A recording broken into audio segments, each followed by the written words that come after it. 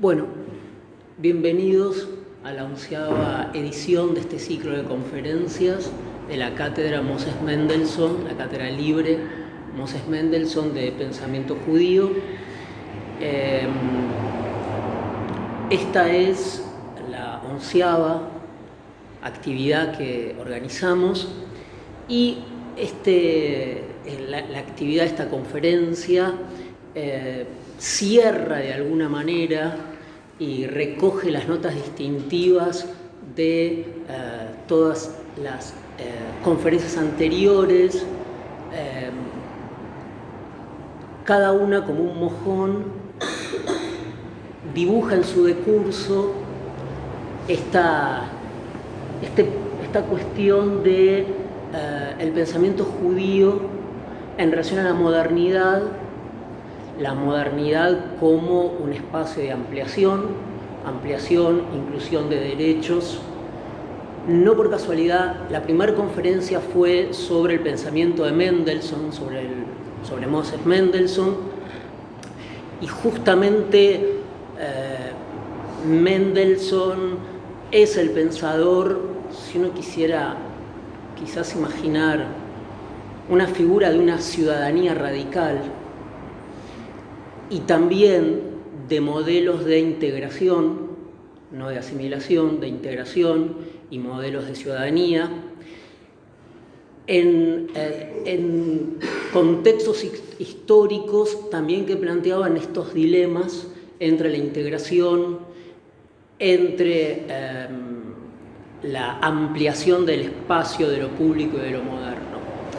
Pero agregado a esta razón ampliada, para seguir abusando de la noción de ampliación, también habría que agregar la idea de la conquista de derechos y la conquista de prerrogativas que ocuparon, en nuestro caso, la conferencia de Hermann Cohen. Efectivamente, la conferencia sobre el pensamiento de Hermann Cohen se detuvo en el problema de la protección de los derechos sociales, de nuevo el tema de la inclusión, pero también avanzando sobre ese quiasmo entre lo teológico y lo político, que es la figura del sábado, que explota muy bien el pensamiento de Hermann Cohen, como una figura que al mismo tiempo recoge toda la tradición vetotestamentaria acerca del día sábado y al mismo tiempo se une con la conquista de los derechos sociales. Vale decir que en esa unión de caminos, que también acompaña de alguna manera el pensamiento de Leo Strauss, de otro modo, pero como dijimos, con el pensamiento de Hermann Cohen, con este acervo del pensamiento judío preocupado por la ampliación de derechos y la ampliación del espacio de lo moderno, que tiene un sesgo cosmopolita muy claro, todos ellos tienen una posición crítica de los modelos de estabilización aristotélicos, jerárquicas, premodernas. Bueno, en este acervo, como decía, en este patrimonio intangible e idético de estos pensadores judíos, creo que el cierre es perfecto con la conferencia de hoy, porque de alguna manera y trágicamente, en parte por las tribulaciones de la propia vida de Hugo Daniel Sinsheimer, justamente en la Asamblea Nacional de Weimar, que como todo Weimar es un gran laboratorio de ideas, un ensayo, es la noche de Walpurgis, pero es también un ensayo general de la modernidad, las dos cosas en un mismo movimiento. Entonces, esta conferencia de hoy, que tenemos el honor, que vamos a tener el honor de escuchar, de la doctora Leticia Vita, justamente en el personaje de Hugo Daniel Sinsheimer, que fue un jurista que precisamente recoge ese legado, por un lado, de Hermann Cohen, de los neokantianos, de la escuela neokantiana de Marburgo, de ese de ese temprano socialismo neokantiano democrático. Bueno, uno tiene que conquistar lo que ha heredado, así que sería una buena tarea heredar, ¿no? Esa herencia hay que conquistarla todavía, conquistar ese socialismo democrático. Entonces, la conferencia de hoy, centrándose en Hugo Daniel Sinsheimer, es el cierre perfecto para este camino que trazamos, que partió de Mendelssohn, pasó por Hermann Cohen, pasó por Leo Strauss, pasó por la experimentación también heredera de Weimar, de un Schoenberg y la libertad de la forma en música. La conferencia de la doctora Leticia Vita lleva por título Hugo Sinsheimer, Derecho del Trabajo, Democracia Económica y Constitución en la República de Weimar. Algo es mucho, pero voy a resumirlo sobre la doctora Leticia Vita. Leticia Vita es doctora en Derecho Político, abogada y licenciada en Ciencias Políticas por la UBA, es profesora adjunta con dedicación exclusiva de Teoría del Estado en la Facultad de Derecho en la UBA, es investigadora del CONICET, es ex becaria del Servicio Alemán de Intercambio Académico y del Instituto Max Planck de Historia del Derecho Europeo. Es autora de La legitimidad del derecho y del Estado en el pensamiento político y jurídico de Weimar, Hans Kelsen, Carl Schmitt y Heller, editado por Eudeva, y es editora de Prusia contra Reich, editado por la Universidad del Externado de Colombia. De la Universidad del Externado de Colombia, gracias. Bueno, nada, vamos a oír la conferencia entonces de la doctora Leticia Vita. Pablo, por la invitación, muchísimas gracias a la Cátedra Libre por este honor de participar de esta serie de conferencias en la que me han precedido destacados y destacadas expositoras y sobre destacados y destacados pensadores, ¿no? de este tiempo. Me intimida un poco no provenir de la filosofía y estar frente a ustedes en esta casa de la UBA. Por eso destaco mi formación en Derecho y en Ciencias Políticas. Y de todas formas, mi propuesta hoy es presentar un panorama muy biográfico, tal vez, de este autor, señalando un poco algunos aspectos que me parecen muy interesantes de su figura y de su obra, y dejar un espacio para que ustedes de golpe me pregunten y me comenten aspectos que seguramente les van a interesar más, tal vez, de esas ideas, ¿no? Y que probablemente se puedan relacionar con lo ya visto en otras conferencias. Mi interés en este autor y un poco en Weimar viene también desde mi tesis doctoral, por esta experiencia de haberme topado con autores como Kelsen, Schmitt y Heller, en menor medida Heller, muy trabajados en el derecho, en la ciencia política, sobre todo ahí donde me fui encontrando con ellos, pero que necesariamente me terminaron llevando a Weimar, me terminaron llevando a la Constitución de Weimar. Y tal vez también no es casual cerrar el año, cerrar el año con este personaje, porque este año se cumplen los 100 años de la sanción de la Constitución de Weimar de 1919. Y Sinsheimer fue sin duda uno de los padres, tal vez no el más famoso, de esa Constitución, ¿no? Cuando nos acercamos a este periodo y a lo que implica la Constitución de Weimar, se menciona más a Hugo Pross, a otros personajes de la época, pero no tanto a Sinsheimer. Y sin embargo, un poco mi hipótesis es que fue él realmente quien idea lo que es más característico de la Constitución de Weimar, que es esta impronta social, que va a ser aquellas disposiciones que van a hacer de esa Constitución un hito en la historia del constitucionalismo social. Tal vez, de alguna manera, mi campaña es por defender a 100 años de la Constitución de Weimar lecturas que no la encasillen solamente en esa Constitución fallida que tuvo la culpa de que llegara Hitler al poder, ¿no? No hay democracia sin demócratas, sin republicanos, y creo que una Constitución no tiene la culpa necesariamente seguramente tuvo muchos defectos, pero no fue la única cualidad de esa constitución haber permitido la llegada del nazismo al poder, ¿no? Sino que, entre otros aspectos, este punto, ¿no? La impronta social es distintiva. Posiblemente muchas no conozcan a Sinsheimer, no hayan oído hablar necesariamente de él. Sin embargo, seguro oyeron hablar y conocen en profundidad uno de los conceptos que son claves de su obra, porque él fue el creador de ese concepto, que es el concepto de Tarifvertrag, que en alemán, que lo que significa en español es convenio colectivo de trabajo. Es algo que estamos habituados a conocer de qué se trata, y él fue el creador de esta noción, ¿no? que trasciende, por supuesto, a Alemania. Y si no, también seguramente lo conozcan por muchos de sus discípulos. Él fue maestro de grandes, también exiliados de Weimar, como Ernst Frenker, Otto Kampfreund, Franz Neumann, Hans Morgenthau, Carlo Schmitt, entre una larga lista, ¿no? Y después, al final de la conferencia, me voy a ocupar de otro de ellos, en Argentina. Armé un poco esta presentación, esta propuesta en 4 partes, ¿no? En un primer lugar, voy a hacer una breve mención del horizonte de sentido desde el cual va a escribir Sinsheimer, que es la República de Weimar.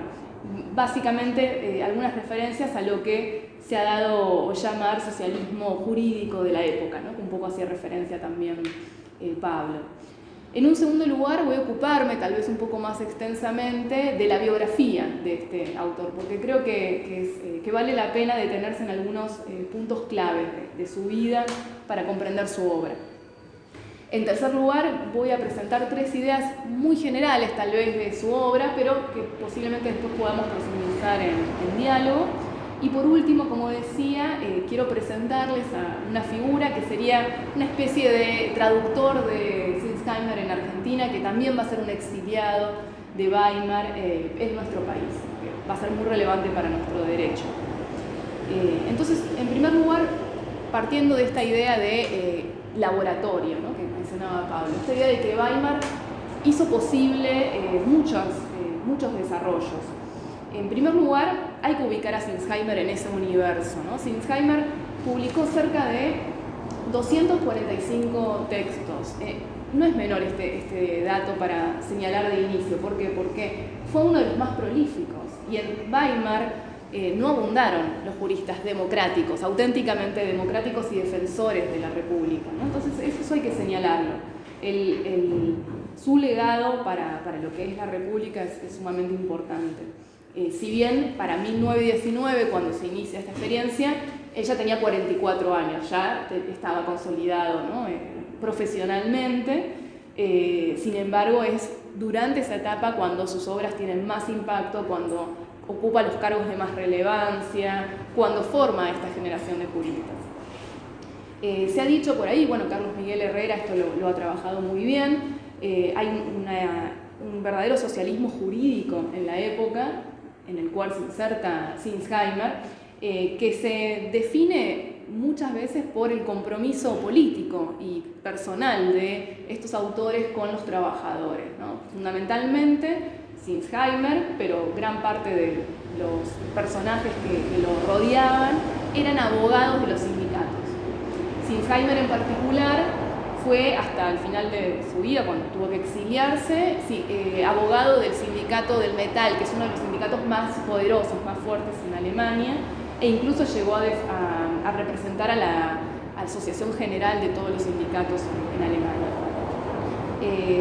Este grupo, estos socialistas jurídicos, a nivel de la historia de las ideas y la afiliación de sus ideas, provienen sin duda de autores como Ferdinand Lassalle, como Karl Renner, donde hay una reivindicación muy fuerte del derecho y del Estado como un medio de cambio, ¿no? Esto ya nos permite ubicarlo en lo que es la línea integracionista de la socialdemocracia, aquella que cree que el derecho y que el Estado son un medio a servicio del proletariado, ¿no? Y que la revolución socialista viene de la mano de ese derecho y de ese Estado, ¿no?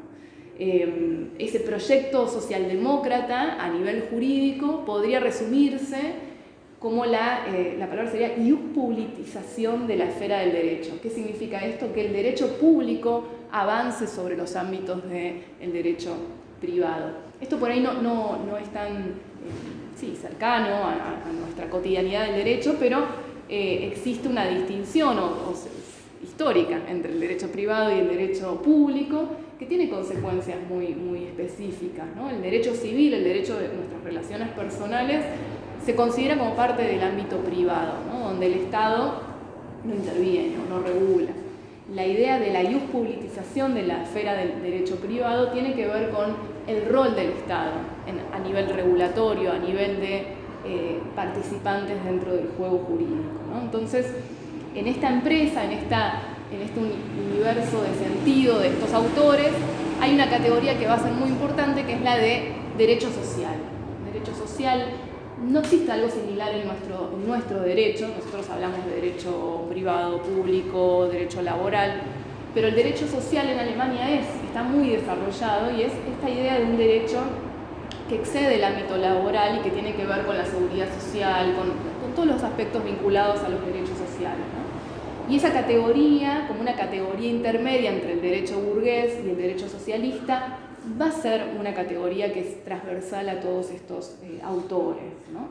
Y el derecho del trabajo surge en esta época, se va a consolidar justamente en esta época de la República de Weimar. Si bien sus raíces, si bien aquellos autores que empezaron a socavar algunos aspectos del derecho privado y del derecho civil van a ser de la etapa previa, van a ser de principios de siglo, ¿no?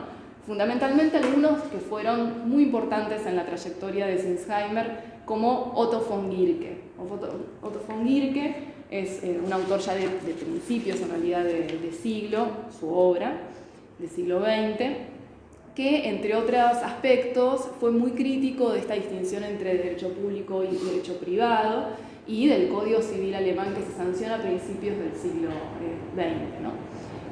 Va a ser uno de esos grandes maestros de Sinsheimer. Pero volviendo a esto del horizonte de sentido de Weimar, es importante tener en cuenta este primer punto, ¿no? La idea de que la obra de Sinsheimer tiene que ser comprendida en este contexto de ebullición de las ideas jurídicas, ¿no? Se ha dicho por ahí que el periodo de Weimar es equivalente al periodo, por ejemplo, que vivieron en Estados Unidos los federalistas, aquellos papeles que hablaron de la Constitución de los Estados Unidos. ¿A qué me refiero con esto? En Weimar es la primera vez que estos juristas escriben sobre la democracia, sobre el derecho democrático en democracia.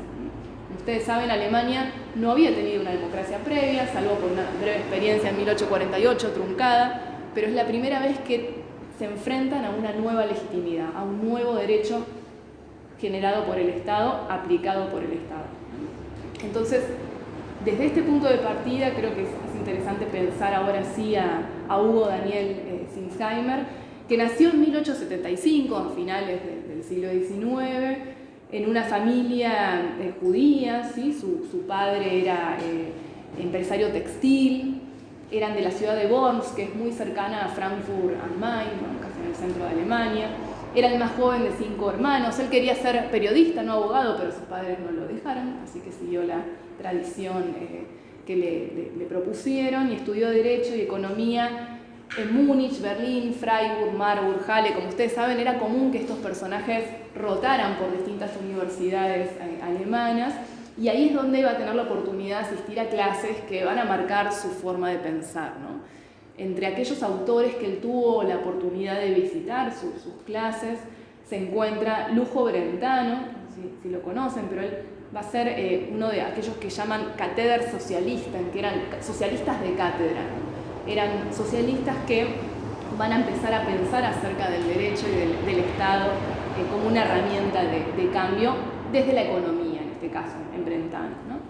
Influyó fuertemente en su obra, como también Otto von Guericke, que mencioné antes, que enseñaba en Múnich, Karl Renner, Karl Marx, el mismo Marx, Eugen Ehrlich, y también Hermann Cohen, ¿no? Justamente él asiste a las clases de Hermann Cohen en Marburg, aunque se forma sobre todo con otro neokantiano, no lo conozco tanto, pero también pertenece a esta escuela, que es Rudolf Stambler.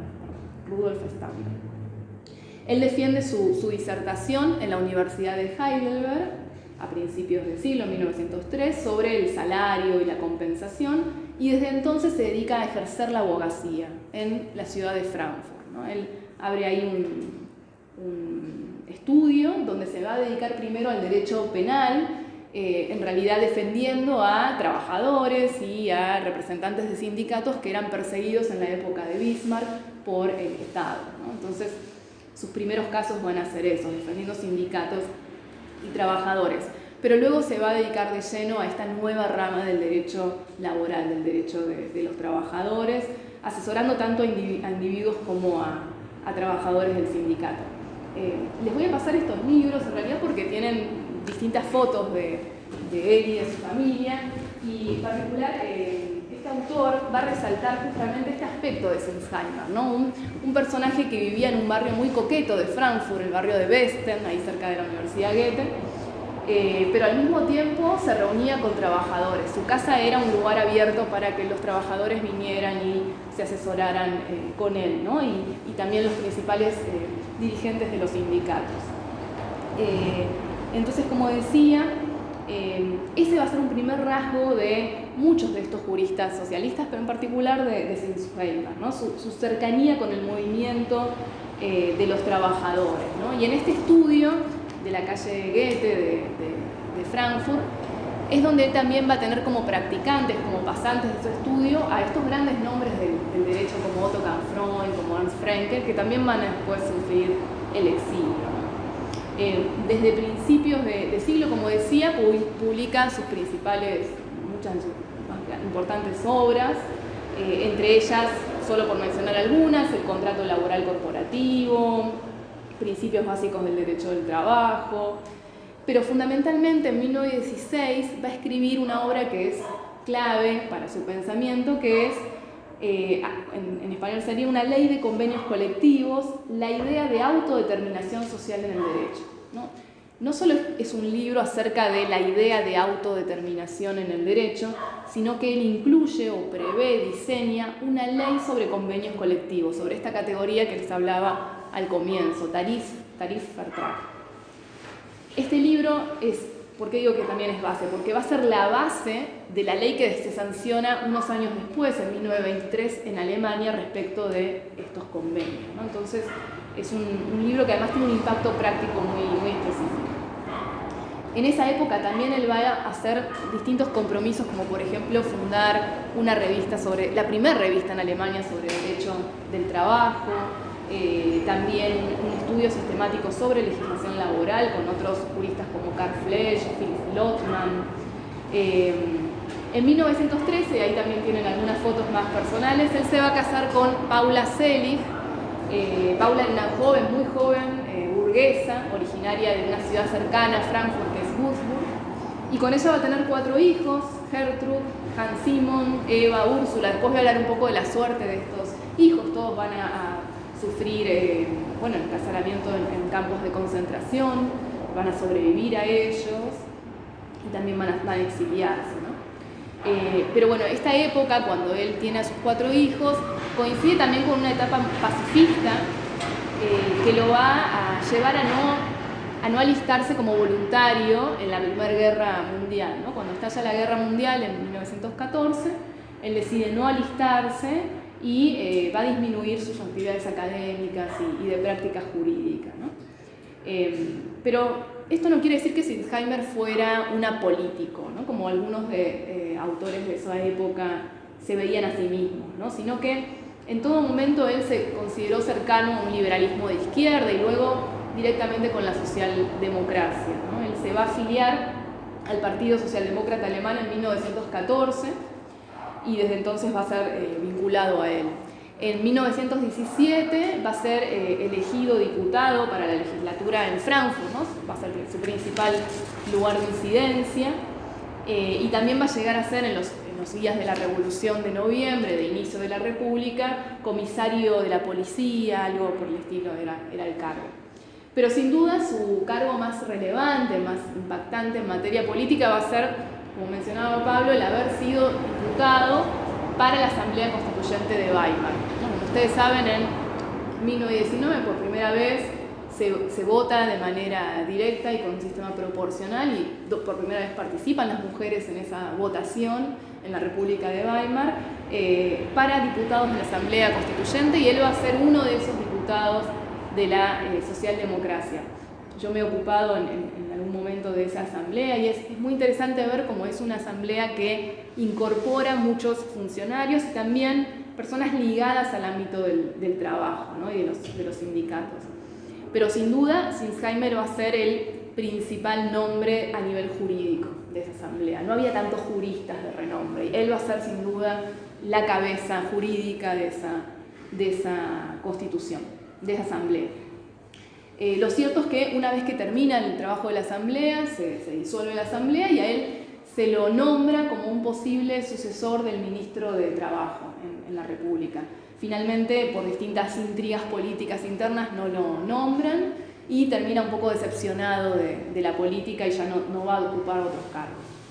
Desde entonces, desde 1920 en adelante, se va a dedicar de lleno a la academia. Y es interesante que él va a ser nombrado en 1920 por primera vez en toda la historia alemana como el primer profesor de Derecho del Trabajo. Él va a ser el primer profesor de Derecho del Trabajo en la Universidad de Frankfurt. El cargo en realidad es honorar profesor, que por ahí ustedes conocen, no es un cargo, digamos, de primera, sino que es un cargo de segunda a nivel de la universidad. Y esto no es menor, ¿sí? Porque Sinsheimer, Hermann Helle, todos estos autores van a ser relegados de la carrera académica por excelencia, por su condición de judío, ¿no? A él le va a llegar todo mucho más tarde, le va a costar mucho más todo. Y este es un ejemplo de ello, ¿no? Pero bueno, este cargo, aunque sea de honorar profesores, es muy simbólico porque va a ser el primer profesor en esta disciplina que están haciendo, que es la del derecho del trabajo. Sus clases eran muy populares entre los estudiantes, pero también va a ser creciente, se va a empezar a sentir sobre todo hacia los 30 el antisemitismo, ¿no? Era común que en sus clases también irrumpieran con consignas antisemitas, que interrumpieran sus clases, y eso lo van a contar sus discípulos, ¿no? Cómo ellos también van a actuar en esas circunstancias, ¿no? Como dije, eran muchos sus discípulos, sus ayudantes, y hay una circulación también muy interesante entre su estudio jurídico, la cátedra y cómo trabajaban también todos ellos con los sindicatos.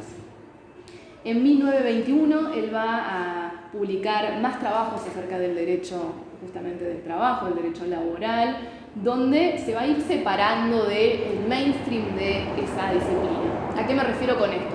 Puede dar la impresión de que Sinsheimer es el padre, así se lo llama, el padre del derecho colectivo laboral alemán y que por eso es el pensador de esta área en Alemania, y sin embargo no debemos confundirnos por eso, porque él va a ser considerado un outsider, no era parte del mainstream, porque él va a enseñar el derecho laboral y va a plantear que el derecho laboral, y a eso me voy a referir en un rato, debe ser abordado desde un punto de vista sociológico.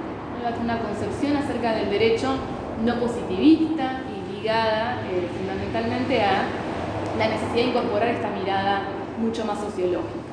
Entonces, en ese sentido, se va a distinguir de otros grandes nombres del derecho laboral de la época, un poco posteriores, que son Hans Nipperdey y Walter Kaskel, que son otros dos grandes nombres de entonces. Bien, de esa época también es muy interesante, por ahí también hay alguna foto al respecto. Él va a fundar algo que se llama la Akademie der Arbeit, la Academia del Trabajo. La Academia del Trabajo es una institución que todavía hoy existe, que es una institución para la formación jurídica en el ámbito laboral del trabajador común y de aquellos que integran en los sindicatos. O sea, una especie de universidad para el pueblo. Bueno, eso era muy común en la época también entre estos juristas socialistas, la idea de que el derecho tenía que ser accesible al hombre común, ¿no? Entonces, esta institución fue muy importante en su época y sigue siendo hoy en día un referente muy importante en ese ámbito. Lo mismo respecto de una revista que él va a fundar junto con Gustav Radbruch, también otro autor que posiblemente conozcan, que se va a llamar, la revista se llamaba Die Justiz, la justicia, y va a ser un poco el órgano de una asociación de jueces y juristas republicanos. Nuevamente, acá vale la pena hacer un capítulo aparte respecto de la justicia en la época de Weimar, ¿no? Como mencioné, la República, comienza en el 19 y los jueces que eran parte de esa justicia eran jueces formados en el periodo anterior, es decir, eran jueces que no eran demócratas, eran jueces formados con la idea del imperio y de repente tenían que ahora fallar y y firmar sus sentencias en nombre del pueblo y no del emperador, ¿no? Eso va a tener un impacto muy fuerte en la aplicación del derecho y fundamentalmente porque eran jueces sumamente conservadores, ¿no? Hay algún libro ahí de Ernst Fraenkel que se llama La justicia, como se dice, tiene el ojo derecho tapado. ¿Qué quiere decir eso? Que no juzga a los de derecha, solo juzgaba a los socialistas, a los comunistas. Entonces hay una crítica de todo este grupo muy fuerte respecto de la aplicación de la justicia y por eso no es menor que Gustav Radbruch, que era parte de esta asociación, va a ser ministro de Justicia en la época de Weimar y se va a crear un fuero y jueces especiales para el ámbito laboral. No son los mismos jueces los que aplican el derecho penal que los que aplican el derecho laboral, ¿no? Y en esto Sinsheimer también va a tener una impronta muy grande, esta idea de que hay que tener nuevos jueces democráticos, ¿no? Por eso también es importante marcar esta idea de que en esta época, en este contexto, ser democrático era ser positivista. ¿Por qué? Porque si yo no soy positivista, es decir, no me atengo al derecho positivo y pienso que el juez puede aplicar cualquier derecho, el derecho natural, otro derecho, va a tender a perjudicar la visión del derecho social que estaba en la Constitución, ¿no? Entonces, estos juristas, Hermann Heller, pero también Sinsheimer, van a desconfiar mucho del Poder Judicial, ¿no? Y de darle libertad a estos jueces.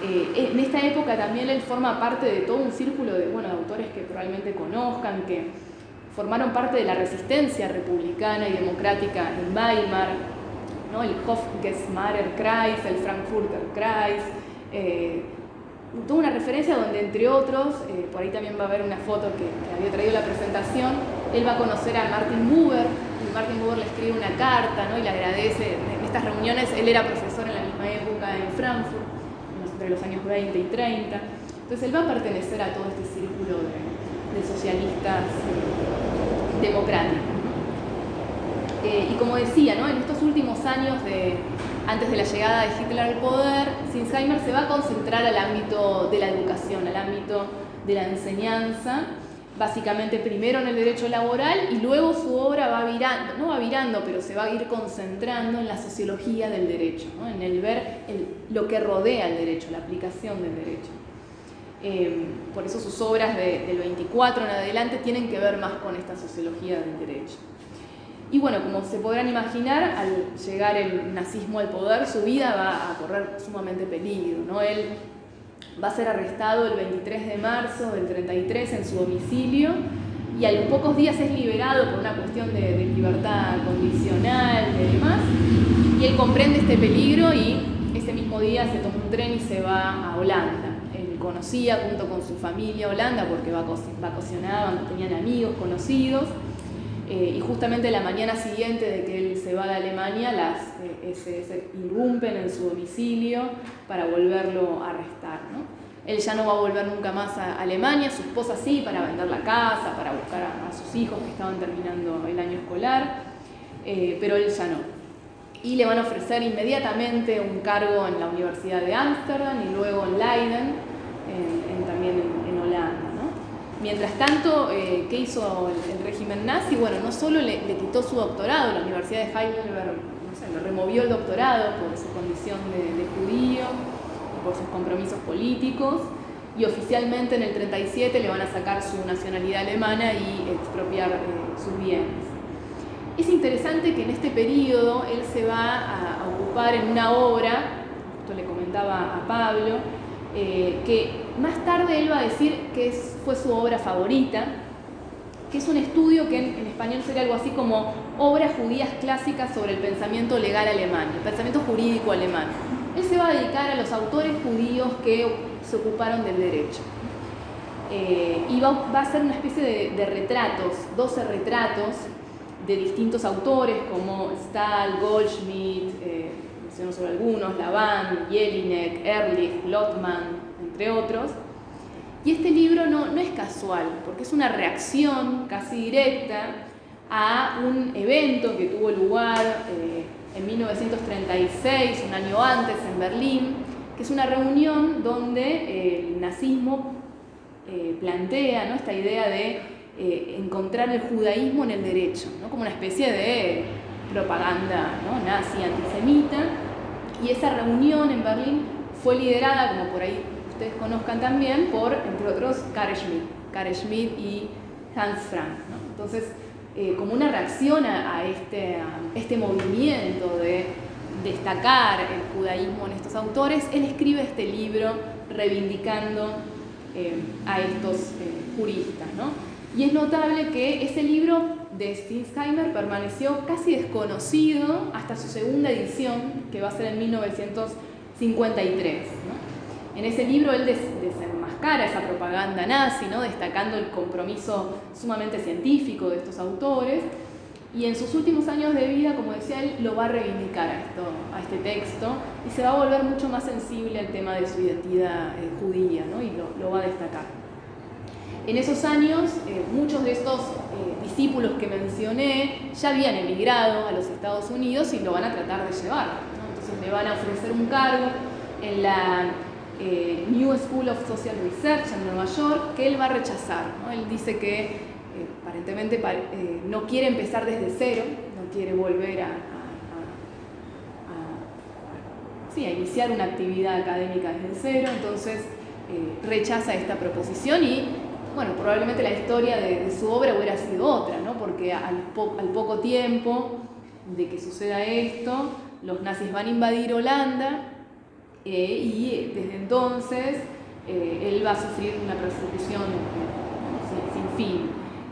Gracias a un viejo cliente que él tenía, él lo van a encarcelar 2 veces durante esta etapa, ¿no? Primero lo encarcelan apenas los nazis invaden Holanda y va a ser liberado por esta gestión de un viejo cliente suyo, y luego en el 42 vuelve a ser arrestado con su esposa Paula, y esa vez ya iba a ser enviado a un campo de concentración, pero el presidente de la comunidad judía de Ámsterdam tiene la posibilidad de elegir 10 personas que se iban a salvar de ese destino, y elige a Stinsheimer y a su esposa, ¿no? Y de entonces se salva de ese destino. No así, como decía, sus hijas, ¿no? Sus hijas y su hijo van a estar en distintos campos. Eva, por ejemplo, estuvo en Theresienstadt, sobrevivió, en algún momento conoce a Ana Frank y a su hermana, y la sobrina, por ejemplo, de Paula, que tenía 16 años y vivía con ellos, va a ser enviada a Auschwitz y va a morir ahí. Entonces, realmente él fue una verdadera suerte el haber escapado en ese momento de su captura. Una de sus estudiantes holandesas lo va a ocultar en su casa y luego van a circularlo entre sus conocidos y su familia.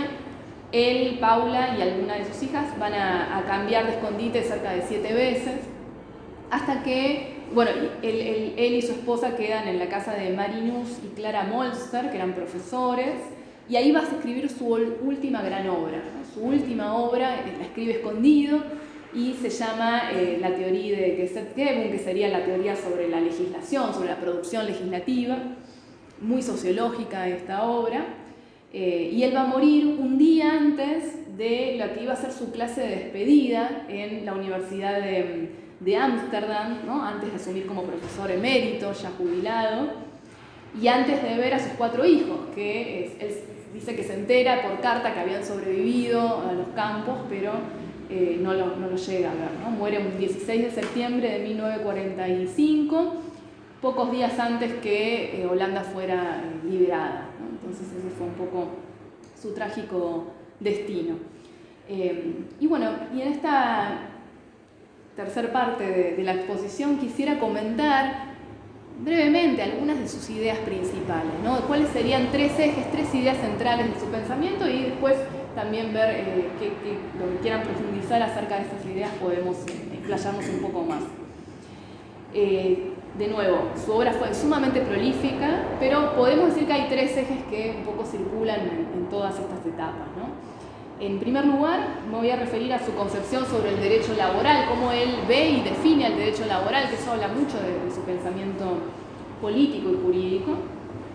En segundo lugar, sobre su idea de autonomía y autodeterminación. Y en tercer lugar, me voy a referir a su concepción de democracia económica. Vamos a ver que cada uno de estos conceptos en realidad están vinculados, ¿no? En primer lugar, su idea acerca del derecho del trabajo, ¿no? Él va a hablar acerca de una humanización del derecho del trabajo. En efecto, en su discurso de toma de posesión de su cargo en la Universidad de Ámsterdam, como profesor de Sociología del Derecho en el 33, Sinsheimer va a decir que todo orden jurídico tiene un centro, ¿no? Y a él se refieren todas las normas individuales. Este centro, dice, en el derecho civil es la propiedad privada. En el derecho del trabajo es la humanidad, es el ser humano.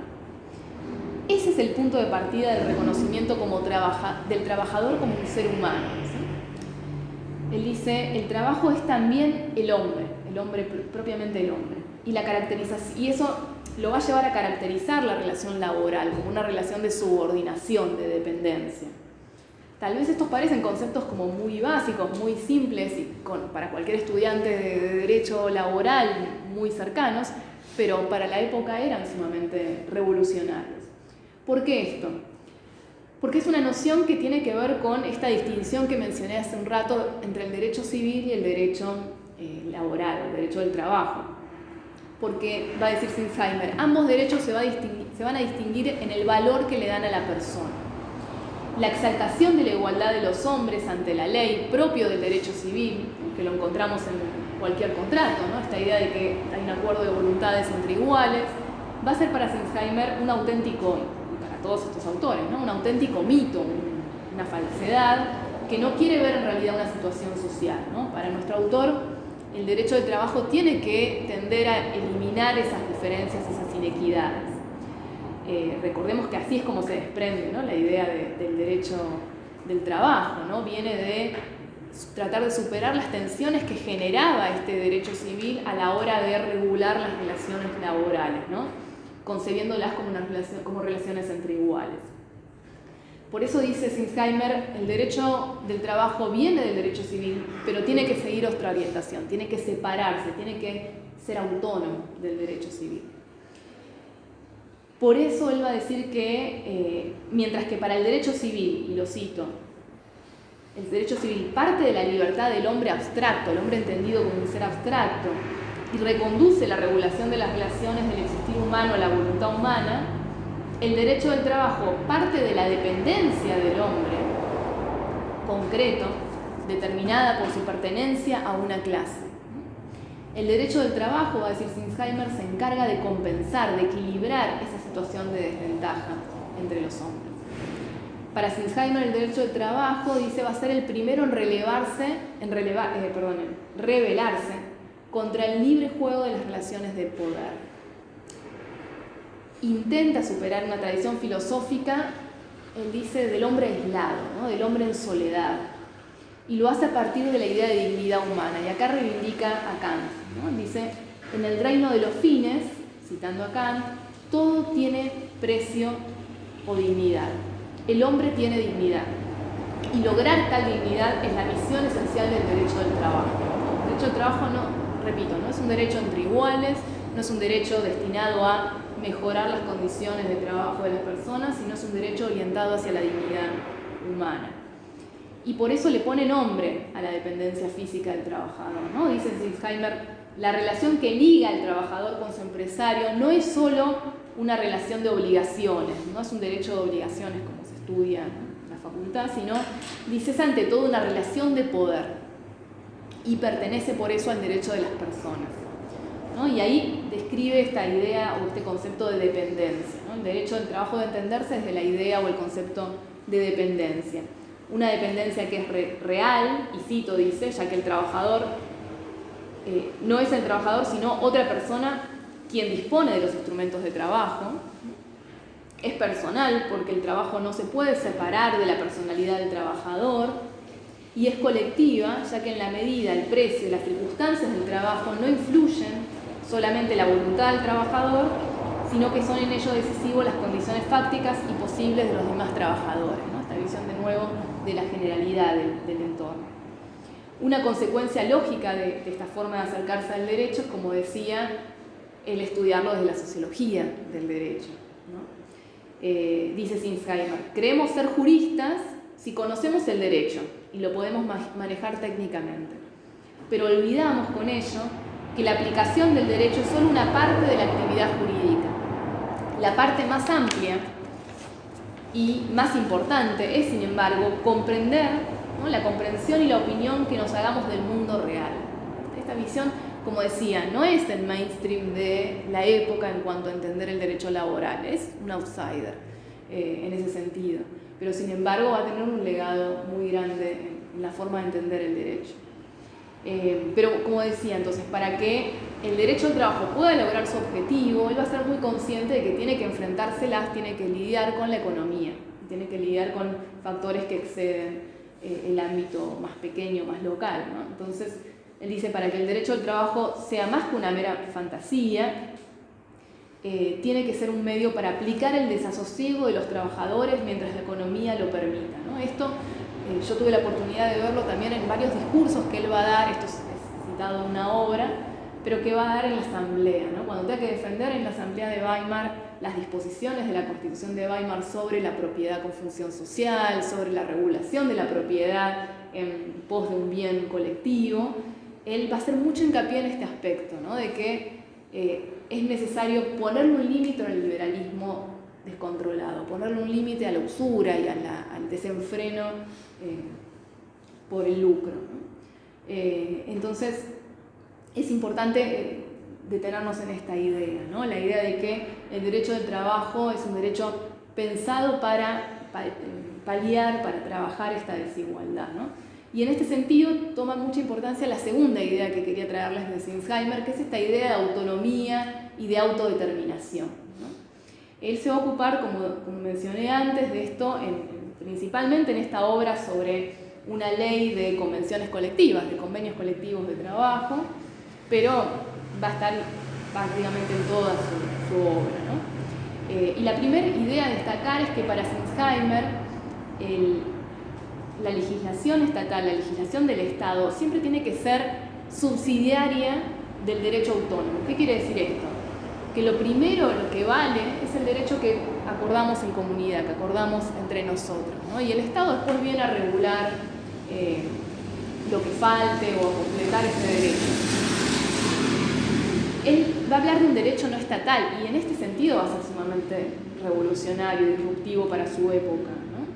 Esta idea de que existe un poder espontáneo de la sociedad en crear un derecho que se aplica a esas partes, incluso aunque no hayan formado parte de ese acuerdo, ¿no? Esta idea del convenio colectivo de trabajo, todos aquellos que trabajamos en relación de dependencia y tenemos un convenio colectivo que nos atañe, no firmamos ese convenio, pero se nos aplica como si fuera una ley, igual que una ley estatal, ¿no? En Alemania todavía esto es más radical, ¿no? Creo que hay que hacer una distinción entre la tradición y el desarrollo que tuvieron los convenios colectivos de trabajo en la Argentina con cómo funciona en Alemania y cómo se pensó en Alemania, donde hay mucha más autonomía del Estado, ¿no? En Argentina sabemos que el Estado homologa o reconoce estos convenios, dice cuál vale, cuál no, qué sindicato puede hacer esos convenios y cuál no.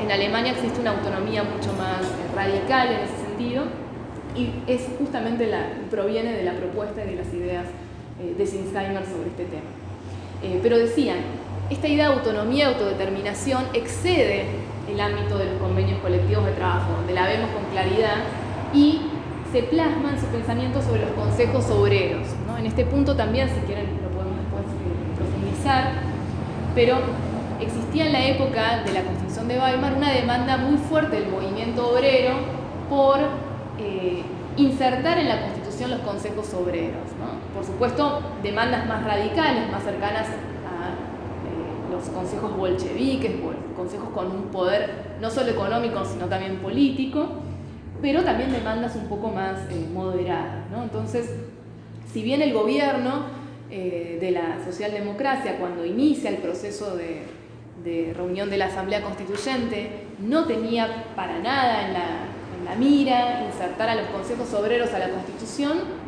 no le va a quedar otro camino que realizarlo, ¿no? Va a haber en esos días una ola de huelgas que van a empezar desde la zona del Ruhr hasta llegar a toda Alemania, a Berlín y demás, que va a ser una presión muy fuerte para que se toque, para que se trabaje esta idea de consejos obreros en la Constitución, ¿no? Y efectivamente esta idea va a ingresar a la Constitución, pero de la mano de Sinsheimer, ¿no? No estaba en ningún proyecto, no estaba en ninguna de los trabajos previos de la Asamblea, sino que el que la va a introducir, el que la va a diseñar, va a ser justamente Sinsheimer, que había tenido oportunidad cuando era este cargo que les comenté, que era jefe de la policía en Frankfurt, justamente en la etapa de la Revolución, de conocer los consejos de cerca, ¿no? Cuando, probablemente ustedes saben, cuando estalla la Revolución de Noviembre en Weimar, en esta época, se van a generar muchos consejos obreros, ¿no? Para tomar decisiones económicas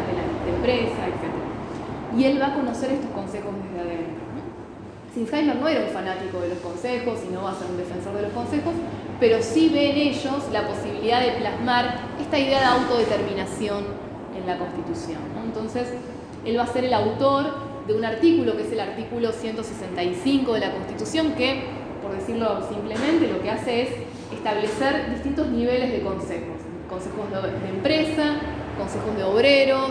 Esos consejos además después se reunían en un consejo más general y esos consejos luego tenían representación ante el Parlamento. O sea, era una especie de distintos niveles de consejos que en la práctica nunca se llegaron a llevar a cabo, ¿no? Porque la crisis económica que se vio sumergida la República y distintas dificultades no terminaron de plasmar esto en la realidad, pero en algunos niveles sí tuvo posibilidad de llevarse a cabo. Sin entrar en detalles, lo central de esta idea de consejos, ¿cuál era? Que daba en pie de igualdad posibilidad de que trabajadores y empresarios pudieran dialogar, pudieran proponer ideas respecto de todos los aspectos de la producción. No solo, como por ahí estamos más acostumbrados en nuestro derecho, a la idea de cuestiones vinculadas a cómo se trabaja, ¿no? o salario, sino cuestiones relativas a decisiones económicas de la empresa, ¿no? Un poder de decisión mucho más importante, más relevante. Por eso, ¿no? Distintos autores han señalado que en este punto es donde vemos cómo en Sinsheimer la idea de autodeterminación termina ligándose necesariamente con la idea de democracia, ¿no? Y democracia económica.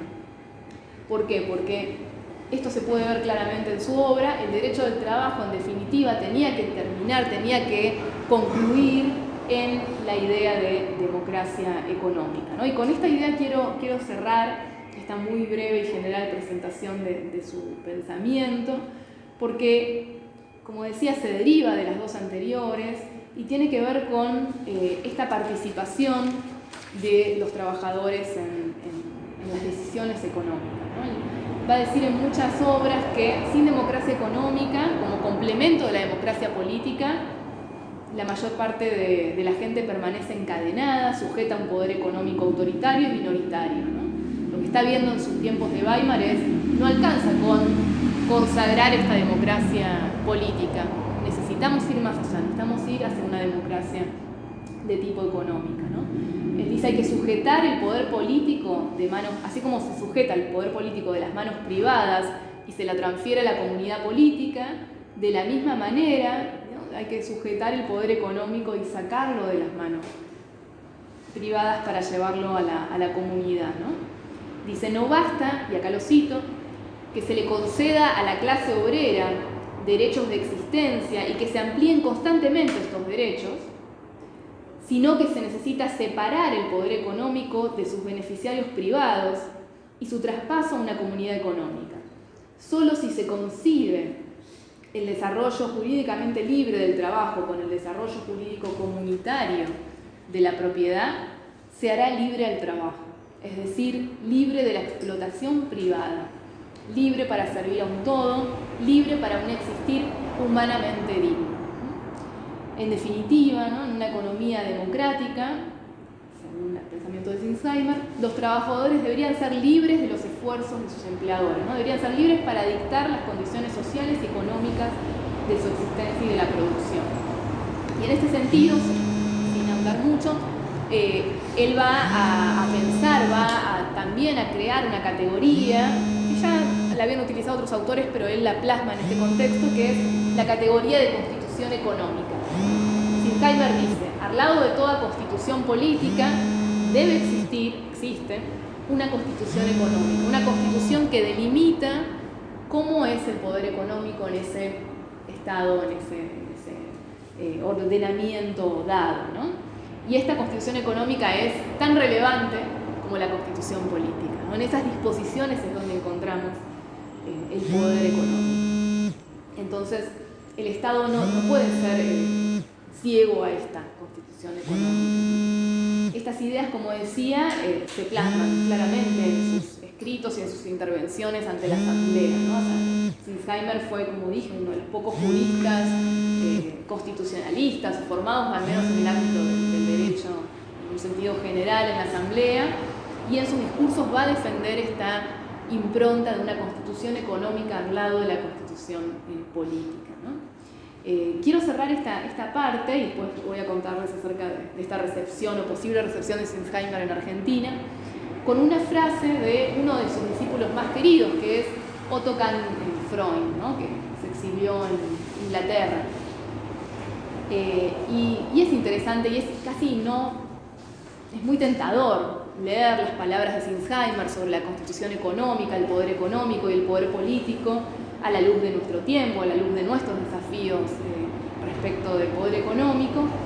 Y dice Otto Kahn Freund, leemos su inspiradora exposición sobre la constitución económica de la misma manera en que se leen los grandes libros utópicos, ¿no? Y las novelas políticas del pasado europeo.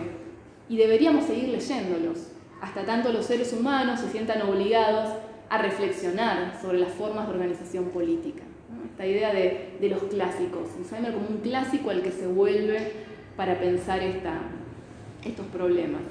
Y para cerrar y dejar espacio para nuestro diálogo, quiero traerles a un personaje totalmente desconocido en el mundo, incluso en el mundo del derecho, pero con el que me topé a la hora de pensar si existió o no una recepción de estas ideas de Sinsheimer en Argentina, ¿no? Y efectivamente creo que sí existió, tal vez no en el sentido que pensamos, ¿no? De un autor que traduce obras y que eso impacta en el derecho o disposiciones, pero sí en el sentido de quien trajo sus ideas a este ámbito, ¿no? Y me refiero fundamentalmente a Ernesto Katz. Probablemente no le suene el nombre de Ernesto Katz, pero Ernesto Katz fue uno de los grandes nombres de nuestro derecho laboral argentino. No sé si lo saben, pero nuestro derecho argentino del trabajo, si bien tiene sus inicios a principios del siglo, con improntas como Ushuain y distintos autores, como Alfredo Palacios, ¿no? Respecto del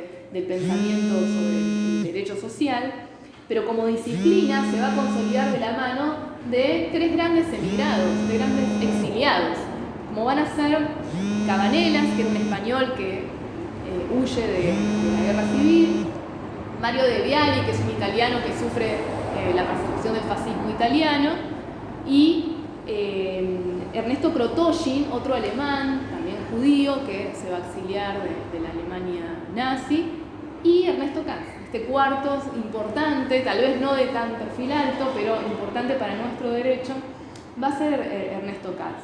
Quienes lo conocieron en Argentina prácticamente no sabían nada de él. Yo entrevisté un par de viejos laboralistas octogenarios que lo conocieron en persona y era de estos alemanes de los cuales no se conoce nada de su vida, así que fue muy difícil reconstruir su biografía, pero bueno, con distintos obstáculos lo logré hacer. Y él nació en Seligenstadt, que es un pueblo muy cercano a Frankfurt am Main, en Alemania, a fines del siglo XIX. Provenía de una familia judía de comerciantes. Va a morir en Buenos Aires en el año 73, después voy a hablar un poquito sobre eso. Era hijo único, nunca se casó, pero acá no llegó con su esposa. Y su padre era miembro del Partido Socialdemócrata Alemán, el ala más radical, que era el Partido Independiente Socialdemócrata Alemán. Él hizo sus estudios de Derecho, y acá viene la conexión tal vez más interesante, en Frankfurt, en la Universidad de Frankfurt. No fue alumno directo de Sinsheimer, porque cuando él estudia, Ernesto Katz, entre el 15 y el 14 en adelante, en la Universidad de Frankfurt, y es enviado como soldado en la Primera Guerra. Y cuando él termina sus estudios de Derecho, Sinsheimer todavía no había empezado a dar clases. Sin embargo, es muy probable que él haya asistido a clases o charlas o conferencias de Sinsheimer en la universidad, o que haya participado también de esta Academia del Trabajo que les mencioné antes, que era un espacio abierto para todo el que se interesara en esta área. ¿Por qué digo esto? Porque el propio Ernesto Katz, en sus obras, va a referirse a Sinsheimer como su maestro. Él va a hablar de su maestro, va a decir que lo habían impresionado sus clases, sus conferencias. No vamos a mencionar a otros autores de la época, pero fundamentalmente va a ser muy cuidadoso en designar a Sinsheimer como su mentor, ¿no? Katz va a ejercer la abogacía, y acá viene el nexo que me parece más interesante, va a ejercer la abogacía en Alemania, primero en Frankfurt y después en Berlín, y antes de ser exiliado va a llegar a ser juez también del ámbito laboral. Estos jueces que les comentaba, que eran receptores de este nuevo derecho social y no conservadores, ¿no? Va a ser magistrado. Y en ese sentido también va a ser relevante su ejercicio en Alemania. Lo cierto es que su filiación ideológica cercana a la socialdemocracia y su origen judío va a hacer que tenga que exiliarse y va a terminar en Argentina. Primero se va a exiliar en Francia y luego va a llegar a Argentina en el año 1938, ¿no? Por lo que estuve viendo, también va a ser uno de los últimos exiliados alemanes que va a llegar con facilidad a Argentina, ¿no? Entonces va a poner más compleja la situación legislativa para empezar. Y él va a trabajar acá, y con esto cierro un poco, como asesor de empresas. Tal vez se va a dedicar más al ámbito privado y por eso no es tan relevante en el mundo académico, porque no escribió grandes obras, pero sin embargo fue sumamente prolífico, ¿no? Él probablemente aprendió español acá o lo sabía de antes, pero al poco tiempo de llegar, él llega en el 38 a Argentina, en el 51 ya está publicando en las principales revistas de Derecho del Trabajo de Argentina en un perfecto español. Y su primer trabajo publicado es en la revista más importante que existe en Argentina del Derecho del Trabajo, se llama Derecho del Trabajo, la dirigía Mario De Viali, y se lo dedica a Sinsheimer, ¿no? Su primera obra publicada en Argentina es sobre Hugo Sinsheimer, hace una biografía de él, habla de sus ideas. Años después va a referirse a ese trabajo como un trabajo donde él quiso marcar quiénes eran los defensores del derecho del trabajo y quiénes sus detractores, ¿no? Y rescatar dentro de esos defensores a Hugo Sinsheimer, ¿no? Entonces, me parecía interesante traer este personaje, como digo, después podemos explayarnos más, pero que hoy por hoy es un autor que cualquier laboralista conoce, cita, la Corte Suprema ha citado algunas de sus ideas básicas respecto del derecho laboral, y que, bueno, yo me dediqué en algún trabajo a eso.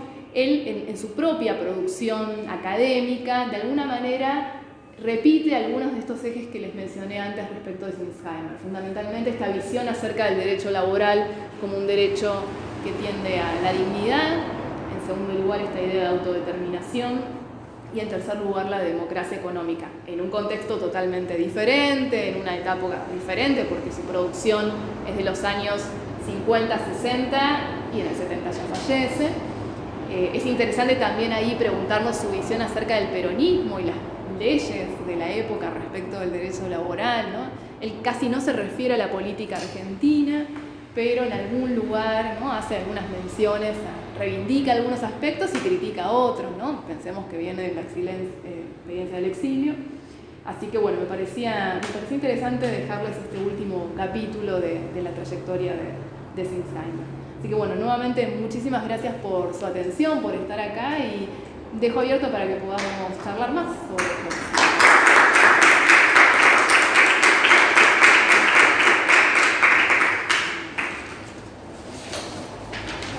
Nos escucha. Bueno, un montón de cosas mientras hablaba, pero se me ocurrieron dos ahora. Una es como una especie de idea que me surgió, y otra creo que es más una pregunta. Una idea que me surgió es que, pensando tal como vos reconstruías el pensamiento de Sinsheimer y su trayectoria, pero también como siendo el epítome de otros pensadores y otras corrientes, que la idea de dignidad del trabajo y la atención sobre los cuidados del trabajo, y esta idea, entre comillas, metafísica de una dignidad que acompaña al trabajo, esta antropología del trabajo, ¿no? Esta visión antropológica del hombre como un hombre que trabaja, ¿no?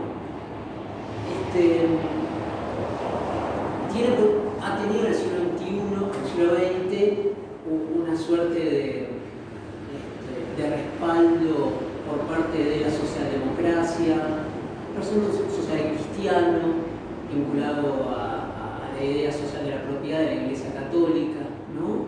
Desde una tradición cristiana, católica, que enfatizó mucho, ¿no? Ese aspecto, acá señora Andrea, bueno, incluso el fascismo tuvo algunos de estos elementos legados. Pero me parece que por eso quizás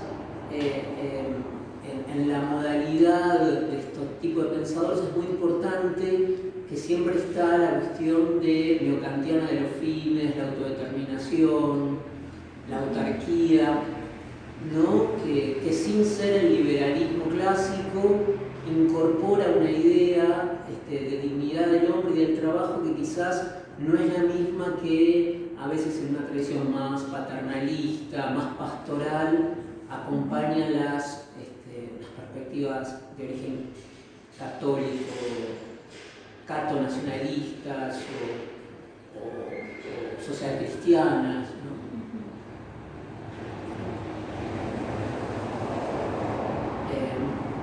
Esa es una. Y lo otro que recordé, pero no tengo los detalles ahora, que recuerdo que hubo una polémica, vos nombraste a Lassalle, entre Lassalle y Marx, porque si no me equivoco, estoy recordando, ¿no? Lassalle, Marx le recriminaba a Lassalle su apoyo a Bismarck y que había desvirtuado el movimiento socialista haciéndolo depender de las leyes laborales como prebendas.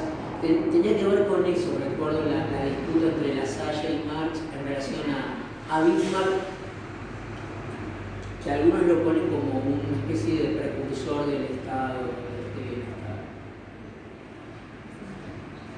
Gracias, muy interesante la relación que haces, ¿no? Entre esta filiación de la idea de dignidad y autonomía, y creo que eso lo han resaltado mucho, esta idea de que esa dignidad y esa visión acerca del trabajo va de la mano de esta idea de autodeterminación, de autonomía, tan fuerte en Sinsheimer.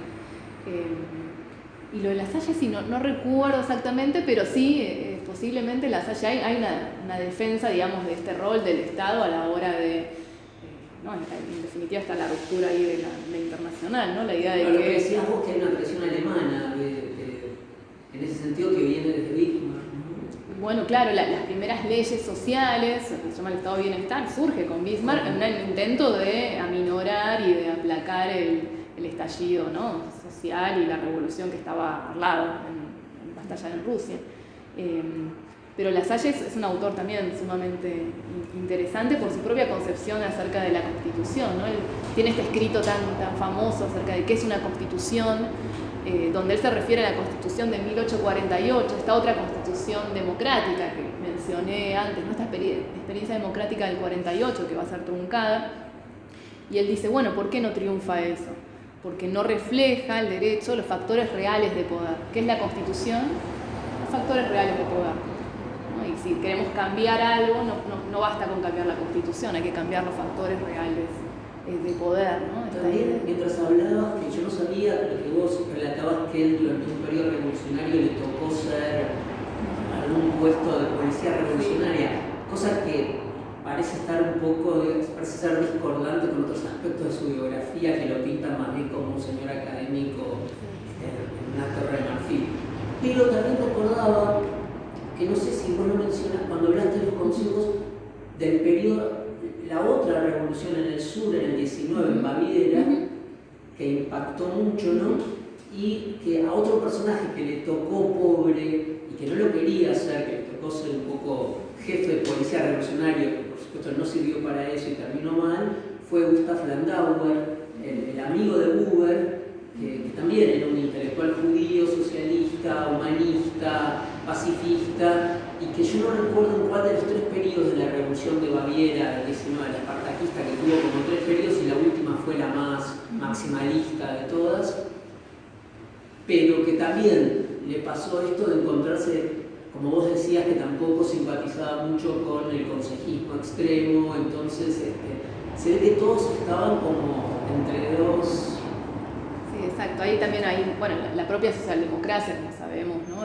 Como partido va a buscar la moderación, va a buscar aplacar estas tendencias más extremas, y eso se ve mucho en los discursos de Sinsheimer en la asamblea. Cada vez que habla de consejos, todo el tiempo tiene que aclarar: no los rusos, no los bolcheviques, no queremos esto. El poder político al consejo no, es un poder económico. Entonces hay que contextualizarlo en ese, ¿no? En 1919, en un contexto de un fuerte estallido.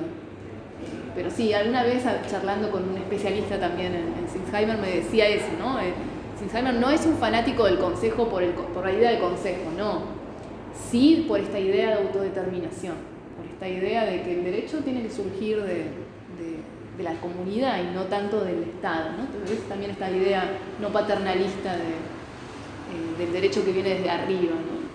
Y en Alemania hay una tradición muy interesante de esto que ellos llaman Verbände, ¿no? Como asociaciones para cualquier cosa hacen asociaciones. Bueno, eso también está reflejado en el derecho, ¿sí? Y como una forma autónoma del Estado, que claramente no es un legado que llega a Argentina. El mismo Katz que mencionó al final traduce esta ley de convenios colectivos en esa misma revista, de hecho el trabajo.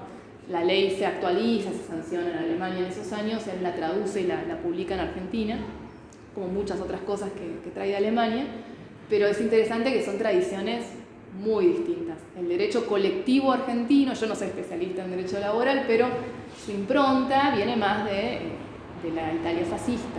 El derecho colectivo argentino tiene una inspiración más en ese derecho. Sin embargo, bueno, no fue la única corriente, eso es lo interesante, ¿no? Hubo autores, hubo lecturas, hubo modelos que se miraron, que no fue solo ese modelo, ¿no? Derecho laboral argentino, la parte individual viene del derecho, se inspira en el derecho español, la colectiva del derecho italiano. Pero del alemán, bueno, por lo menos, por lo que se ha visto, algunas ideas no triunfaron, pero estuvieron también discutiéndose en el periodo.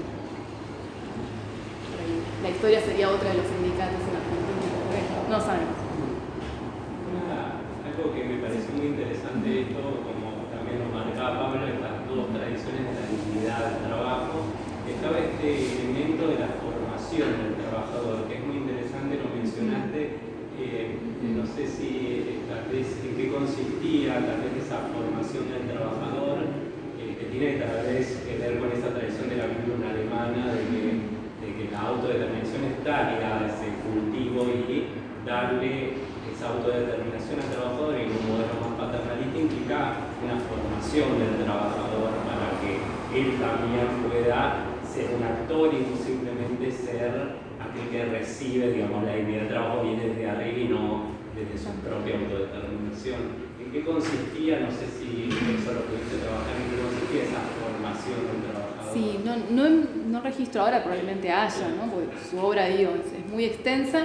Esto no lo mencioné, pero traducido, a una nota al pie, ¿no? Traducido al español hay muy poco de Sinsheimer. En realidad hay, no sé, tal vez 5 o 6 trabajos que se publicaron en España. Ahora en Chile se ha publicado de nuevo. Un proyecto que tengo es en algún momento tratar de traducir otros trabajos que no han sido traducidos ni al español ni al italiano. En Italia también hay una recepción muy interesante de las ideas de Sinsheimer, pero en principio por eso no recuerdo un trabajo donde él se refiera a esta formación, pero sí se ve en su práctica, ¿no? Esto que mencionaba de la Academia del Trabajo es iniciativa exclusiva de él, si bien lo cofunda con otros juristas de la época. La mayoría asigna esto, ¿no? Que es su iniciativa, es su idea, esto de que sea accesible al trabajador. También creo que algo de la época es no solo el trabajador, sino a los sindicatos, ¿no? Llegar también a estos niveles. Pero sí es interesante pensarlo desde la autonomía también. Sí, Sí, me parece que un poco enriqueciendo lo que vos decías de la dignidad del trabajo, es una filosofía a partir del trabajo. Me parece que es cierto, ahí se abren como dos tradiciones que miran y que atienden a una antropología del trabajo, una definición del hombre como un hombre del trabajo. Bueno, y que tiene esas dos modalidades. Por una parte, una tradición, bueno, hay que pensar en Junger, en el trabajador de Junger, también en Helmut Plessner, en algunos sociólogos y antropólogos filosóficos de la época, y que algunos con un matiz conservador, esa misma antropología del trabajo, y también, como decías vos y también decía Pablo, con esa idea de Bildung, de formación, de autonomía, de talleres, de escuela, que quizás sea finalmente lo que va a dividir las culturas socialistas referidas al trabajo, las tradiciones de talleres, etcétera, con las tradiciones fascistas, ¿no? Quizás ahí aparezca, mirando esas dos concepciones del trabajo, ¿no? Sí, seguro. Me recordaba también que, bueno, Hermann Heller también fue docente en estas escuelas populares, como que era un rasgo común también. El propio Wittgenstein creo que fue docente en este tipo de escuelas que había en la época.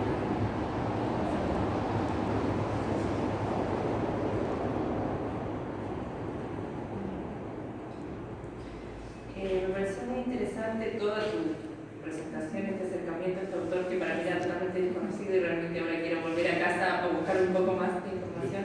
Y te quería consultar por esta categoría de la constitución económica que mencionabas, si podés contarnos un poco más, y si esto fue en el marco de su participación en la asamblea o cómo fue esa propuesta en el marco de esta idea de la democracia económica. Bien, sí.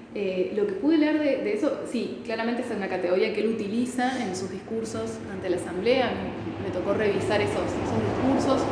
Básicamente son dos. Hay uno que él hace, como toda Asamblea Constituyente, trabajan en comisiones y después en el Pleno, que tienen tal vez receptores diferentes, porque una cosa es trabajar con un ámbito pequeño y otra es convencer también a los otros partidos de que la idea que él propone es la que tiene que primar. Y ahí aparece este concepto de constitución económica, que por lo que pude rastrear, ese sí no es originario de él. Hay un autor, Maurice Webb, creo que ese apellido no recuerdo bien, de origen británico, que ya la había utilizado, pero sí es cierto que él la utiliza en ese contexto concreto, ¿no? Y que después va a ser recuperada por alguno de estos discípulos, fundamentalmente por Otto Kahn-Freund, que es este discípulo que mencionaba, que se exilia en Inglaterra y que tiene una impronta muy fuerte en el laborismo de la época, que va a formar una escuela, ¿no? En la London School of Economics, va a ser muy, muy importante allí. Tengo entendido que él es quien después retoma este legado de la Constitución económica, pero sí, lo utiliza él en ese contexto, y como decía, ¿no? Él habla de una constitución política, en un momento menciona constitución social y luego habla de constitución económica, para referirse a toda esta quinta sección de la Constitución, que era la sección que se ocupaba de la economía y el Estado, donde tenía desde función social de la propiedad, intervención del Estado en distintos asuntos y los consejos, el artículo del consejo. Todo eso estaba en esa sección de la parte económica de la Constitución, ¿no? Que al menos desde el punto de vista de la teoría constitucional también es interesante, porque incluso hasta hoy en nuestros días, ¿no? Se debate acerca de bueno, qué es lo que se toca en la Constitución cuando se hace una reforma, ¿no? Si estás tocando los dispositivos de poder, lo he discutido una vez con Gargarella, en el sentido de que cuál es la sala de máquinas de la Constitución, ¿no? Aquella que está únicamente en las disposiciones acerca del poder, o también allí donde se está delimitando cuáles son los dispositivos económicos para posibilitar el poder. Entonces, tal vez sí es una categoría que después la van a receptar otros en la tradición jurídica. Además, qué interesante esto de sacar el trabajo del ámbito de lo privado para pasarlo al ámbito de lo público, ¿no? Al derecho público. Desde ya, sí, tal vez también eso era algo, cuando me tocó estar en Alemania y discutir por ahí con alemanes acerca de esta visión del derecho, para mí era también extraño, porque en la formación jurídica, al menos en Argentina, ya de inicio sabemos que el derecho del trabajo no es derecho privado, está más cercano al derecho público, tampoco es derecho público, pero tiene un ámbito público muy importante, y en Alemania no, todavía hay una impronta muy fuerte del derecho privado o de algo así como algo autónomo, ¿no? Por fuera del Estado. Nuestra impronta estatal por ahí eso es más fuerte, pero sí está esta idea de romper algo más con la distinción misma entre derecho privado y derecho público. Eso lo plantea. Sí, como que es una distinción arbitraria y que en definitiva oculta cuestiones de poder, ¿no? Y de disputas de poder, cuando en realidad todo el derecho es derecho público. Pero sí, también no lo profundice tanto, pero hay mucho ahí de su recepción de este autor Gierke, de otro autor Menger, que eran autores que fueron críticos del código, hacen un comentario al Código Civil Alemán de 1906, creo que es, donde se plantea esto, ¿no? ¿Qué pasa con el derecho civil y la pobreza? ¿Cómo el derecho civil puede plantarse frente a la desigualdad? Este autor Menger se llama, escribe un texto, es algo así como el derecho civil, los pobres, bueno, no recuerdo el nombre, o la pobreza, y es una obra que además después va a ser muy importante en juristas y en la cita Alfredo Palacios, por ejemplo, esa obra, o sea, impacta también el socialismo argentino. Entonces sí, es como toda una discusión muy densa respecto de la distinción entre el derecho civil y el derecho público, que Sinsheimer también es legado de eso, se hace cargo de eso. Me acuerdo una obra de teatro de un autor alemán, Peter Handke, que se llama ¿Cuánto vale un brazo?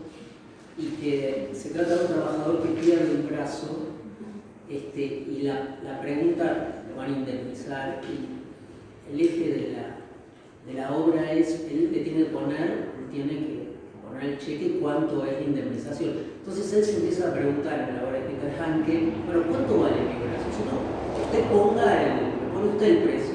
Entonces, haciéndose esa pregunta se borran los límites entre el oikos, entre lo privado, lo público, aparecen un montón de temas vinculados filosóficamente al derecho laboral a partir de la pregunta tan simple que es, bueno, sí, ¿cuánto vale su brazo? O mi brazo. De Federer más que vinculado a las compañías de seguro, que un dedo para el tanto, una sola Pero es, bueno, para el derecho laboral actual y cómo se lo enseña también, eso es interesante, ¿no? Predominan esas visiones, un derecho técnico. Yo, mi doctorando, no pudo venir, pero hace su tesis en derecho laboral, pero de una mirada sociológica, y por ejemplo en la Facultad de Derecho le han dicho, bueno, eso no es derecho, estás haciendo otra cosa, pero no es derecho, ¿no? Como el derecho es algo técnico, se mide, se calcula cuánto pesa el brazo, lo que fuera, y punto, eso es derecho. Cuando autores como Sinsheimer, bueno, en un sentido Katz y otras tradiciones, ¿no? Lo primero que dirían a uno de estos abogados es vaya a estudiar otra cosa, ¿no? Sociología, filosofía. Bueno, Leticia, te agradecemos. Gracias a ustedes por la paciencia, por el tiempo y la oportunidad de dialogar.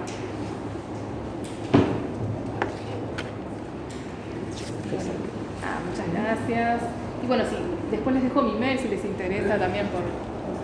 Tengo algunas obras también de Sinsheimer digitalizadas y demás, así que seguimos intercambiando. Gracias, muchas gracias a todos.